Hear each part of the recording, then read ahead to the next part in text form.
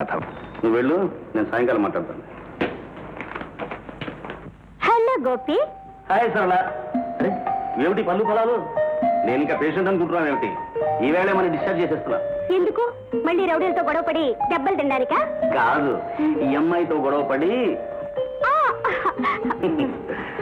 సరళ, ఈవేళ నాకు ఎంత ఆనందంగా ఉందో తెలుసు. ఎందుకు?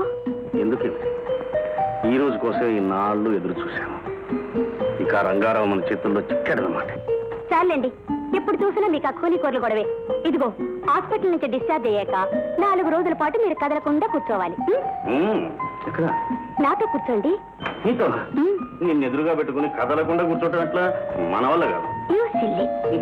Temperature sir. ఓ సిస్టర్, ఇప్పుడు తీసుకుంటే టెంపరేచర్ 106 డిగ్రీలు ఉంటుంది. ప్లీజ్ తర్వాత. రాటి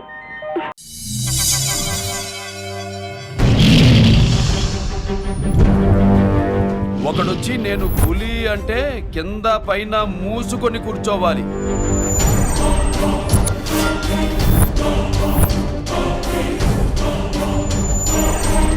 నేను చెయ్యి చాచినప్పుడే సెకండ్ ఇవ్వు.